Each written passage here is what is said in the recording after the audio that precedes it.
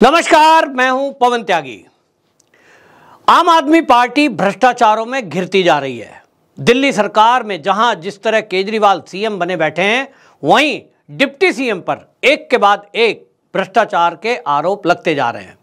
ये बात अलग है कि अभी भी किसी केस में जांच पूरी नहीं हुई है और इसलिए वो जेल की सलाखों के पीछे नहीं पहुंचे हैं, लेकिन शराब घोटाला, जिसको अभी तक ये कहा जा रहा है कि वो एक ऐसा घोटाला है जिसमें सीधे सीधे डिप्टी सीएम मनीष सिसोदिया फंसे हुए हैं, वो एक घोटाला अभी जांच चल ही रही है और सीबीआई ने उनको पूछताछ के लिए बुलाया। इसी बीच पता लगता है कि मनीष सिसोदिया के पास, क्योंकि सतर्कता विभाग है, एक ऐसी यूनिट बना दी गई जिसके तहत अपने ही कार्यकर्ता और कई अधिकारियों की जासूसी कराई गई।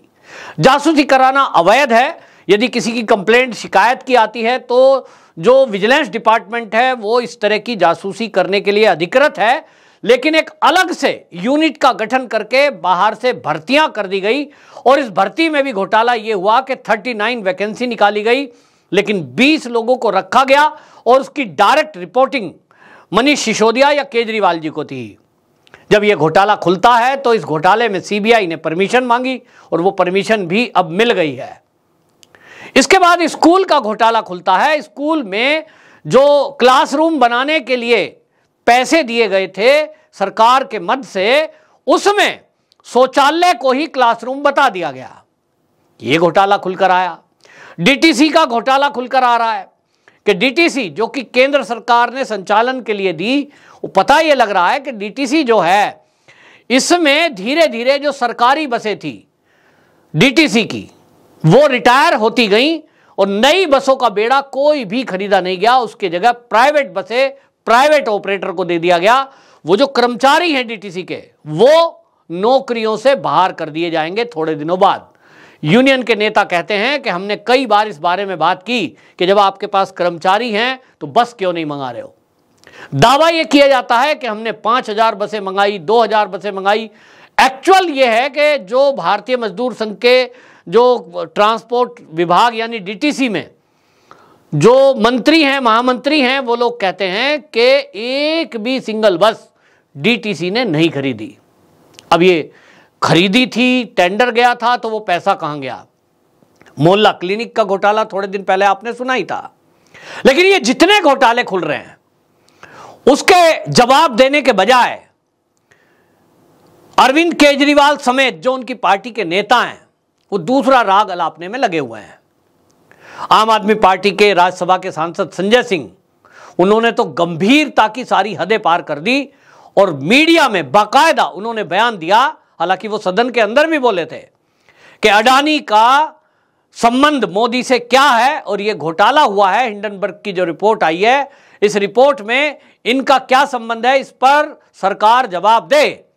सरकार ने साफ कर दिया कि आप एलआईसी पर आरोप लगा रहे हो कि एलआईसी को जबरदस्ती ये कहा गया कि आप अडानी ग्रुप के शेयर खरीद लिए। आपने नियमों को ताक पर एसबीआई के बारे में कहा कि उसको लोन दिलाया गया। दोनों ही आरोप झूठे हैं, क्योंकि एलआईसी ने कोई भी इस तरह का एलआईसी ने शेयर नहीं खरीदा और जितने शेयर खरीदे वो बेनिफिट में है। जहां तक एसबीआई की बात है तो एसबीआई के बारे में एसबीआई के अधिकारियों ने आकर बता दिया कि अडानी की जो एलिजिबिलिटी बनती थी लोन लेने की, उसका 50% मात्र लोन अडानी ग्रुप ने एसबीआई से लिया, यानी वहां भी कोई गड़बड़ी नहीं है।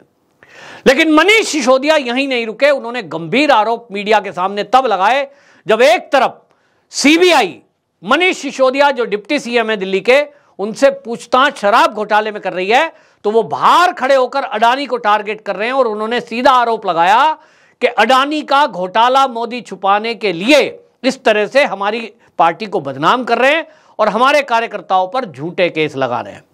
तो आपके कार्यकर्ताओं पर अगर मोदी ने झूठे आरोप लगाए हैं तो फिर तो संजय सिंह ने भी झूठा आरोप लगा ही दिया। सीधे सीधे प्रधानमंत्री को यह कहा है कि यह आज तक का सबसे भ्रष्ट प्रधानमंत्री है। मोदी पर यह आरोप है। दूसरा, उन्होंने कहा लाखों करोड़ विदेशों से काला धन मंगवाया मोदी ने और उसको क्या कर दिया, इनकी कंपनी में लगवा दिया। यानी वो मोदी पर, देश के प्रधानमंत्री पर संजय सिंह सीधे आरोप लगा रहे हैं कि काला धन विदेशों से मंगवाया गया और अडानी की कंपनी में इंडिया में उसको लगाकर उसको 2 नंबर को 1 नंबर में कर दिया गया। इसी तरह उन्होंने कहा मोदी अडानी के लाखों करोड़ रुपए के घोटाले छुपाने के लिए ये सीबीआई, ईडी और इसको इस्तेमाल किया जा रहा है। उन्होंने एक और आरोप लगाया कि 84,000 करोड़ रुपया अडानी का मोदी ने माफ कर दिया।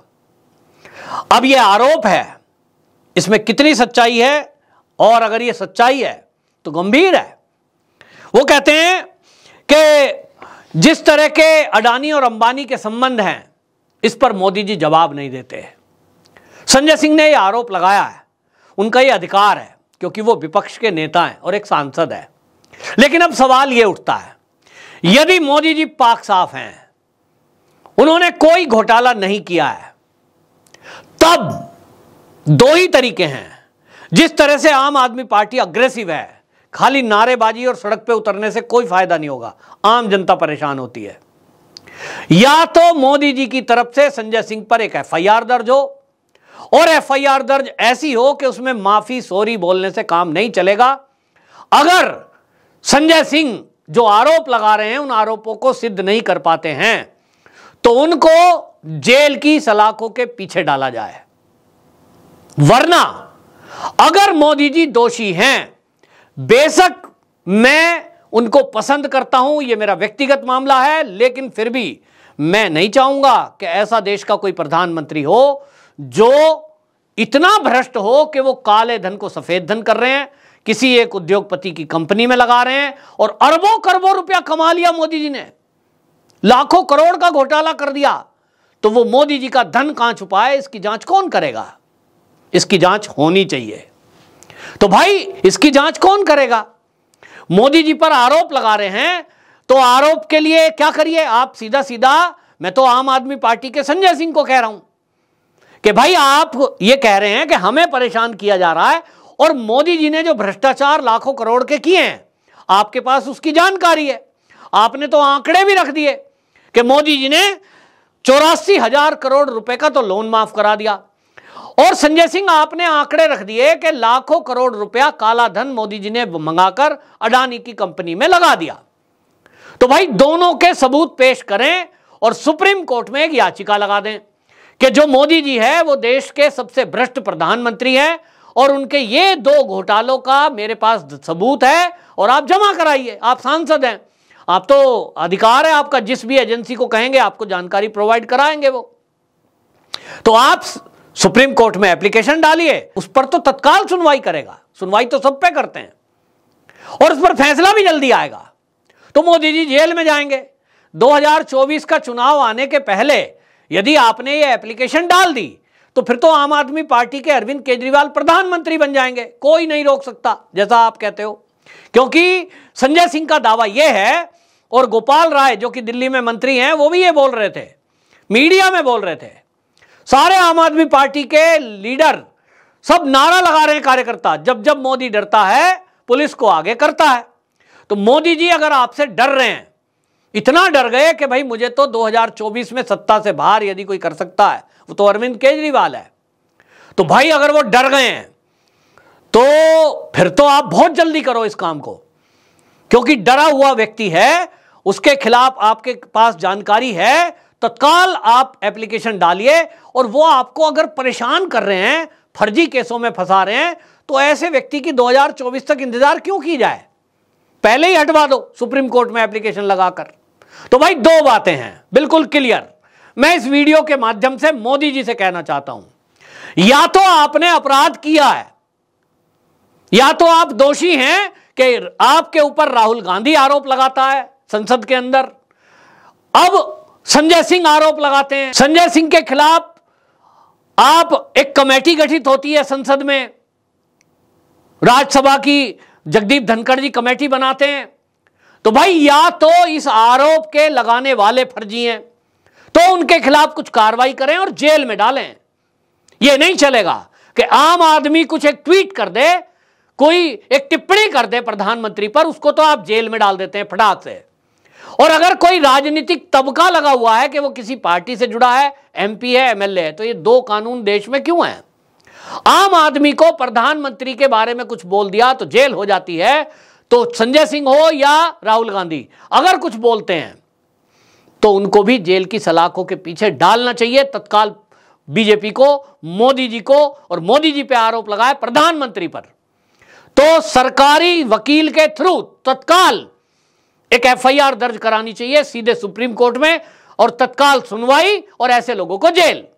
और यदि आप दोषी हैं तो भाई फिर मैं इस देश की सुप्रीम कोर्ट से कहना चाहूंगा, संजय सिंह से कहना चाहूंगा कि वो सुप्रीम कोर्ट जाएं, एप्लीकेशन लगाएं, और फिर सुप्रीम कोर्ट से मेरा आग्रह है कि 2-3 महीने के अंदर इसकी जांच क्लियर करके मोदी जी को प्रधानमंत्री पद से हटवाएं और उनको जेल में डालें। क्योंकि हमें बिल्कुल ना तो ऐसे लोग चाहिए जो झूठ फैलाएं, ना ऐसे लोग चाहिए जो देश की तरक्की में बाधा बने, किसी टूल किट पर काम करें अपने भ्रष्टाचारों को छुपाने के लिए। जिस तरह के भ्रष्टाचार किए हैं, आप मोदी जी पर आरोप लगा रहे हैं संजय सिंह, लेकिन मुझे यह बताइए कि क्या दिल्ली के अंदर आबकारी नीति में कोई घोटाला नहीं हुआ? और अगर नहीं हुआ तो मनीष सिसोदिया जी ने वो आबकारी नीति वापस क्यों ली? सवाल नंबर 1। सवाल नंबर 2 ये कि जो टेलीफोन इस्तेमाल कर रहे थे, वो टेलीफोन जो कि 1 से 1.5 लाख रुपए की कीमत का था, ऐसे कितने उनके बारे में ही आता है कि 150 फोन तोड़ दिए, नष्ट करके फेंक दिए। क्यों घोटाला नहीं किया था? नंबर 3, अगर कोई घपला घोटाला नहीं किया है तो हो हल्ला करने के बजाय, कोर्ट में केस जाने का इंतजार करने के बजाय पहले ही सड़कों पर आंदोलन क्यों? ये कई सवाल हैं। और लास्ट में सवाल संजय सिंह जी आपसे ये है कि जो आम आदमी पार्टी का दिल्ली में हो रहा है, आप कह रहे हो कि आपको बदनाम करने के लिए मोदी जी ऐसा कर रहे हैं, तो भैया पंजाब में जो हो रहा है उसकी बात, उसकी चर्चा पूरी दुनिया में हो रही है। आप दिल्ली की पुलिस पर सवाल उठा रहे हैं। आप कह रहे हैं कि दिल्ली में जो माफिया हैं, दिल्ली में गैंगवार होता है तो दिल्ली पुलिस कुछ नहीं करती है।